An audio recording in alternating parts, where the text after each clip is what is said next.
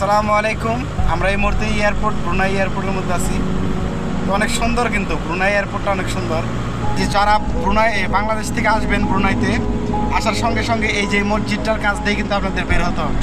যত মানুষ আসেন ব্রুনাই দেশে আসলে এই মসজিদের কাছ দিয়েই বের হতে হবে। মসজিদটা আমরা দেখাবো আপনাদের।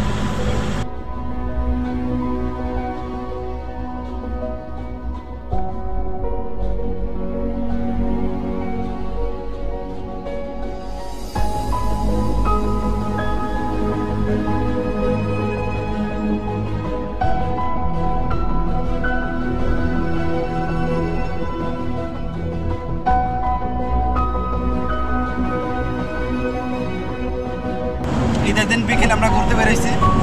আগামীকাল আবার সুলতানের বাড়িতে আমরা ঘুরতে যাব। তো অনেক ভালো লাগতেছে। আপনারা যারা ব্রুনাই আসতে চাচ্ছেন, তো ব্রুনাই আসলে আসলে সত্যি সবার ভালোই লাগবে। অনেক সুন্দর একটা দেশ, এক ঋতুর দেশ, পরিবেশ অনেক ভালো। এই যেখান দিয়ে দেখতে পারতেছেন এটা কিন্তু আউট রাস্তা। এটার ভিতর তো ওই যে বিমানগুলো দাঁড়িয়ে আছে ভিতরে, একটা সামনে বিমানের সামনে। তো এখান থেকে বেশ একটা দেখা যায় না অবশ্য, মানে ডাব বিমানের ওই যে মাথা দেখা যাইতেছে অল্প। এয়ারপোর্ট এরিয়া কিন্তু অনেক বড়,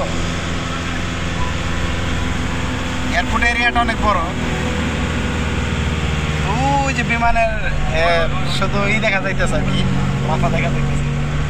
ওখান থেকে আবার কি যখন স্টার্ট করে ওর থেকে শুরু হয়, এবার সামনে এসে মানে উপরে উঠা যায়।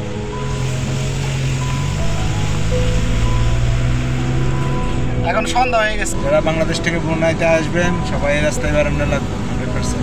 এই রাস্তাটা যে আমি 2-2.5 বছর, মানে 2.5 বছর হয়ে গেছে না, এই রাস্তাটাই প্রথম ফার্স্ট যেদিন আমি আমাদের ক্যাম্পে যাই, তো এই রাস্তাটা দিয়ে গেছিলাম।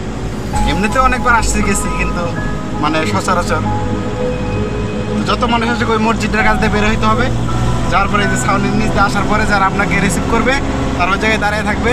গেট থেকে বেরোনোর পরে দেখা হবে, পরে গাড়িতে চললে ঠিক এই রাস্তাটা দিয়েই আপনার ব্রুনাই দেশে ঢুকতে হবে, এয়ারপোর্ট থেকে বের হইতে আর কি। এখানে লেখা আছে সালামত দাতাংকে নিগারা ব্রুনাই আলাইহিস সালাম।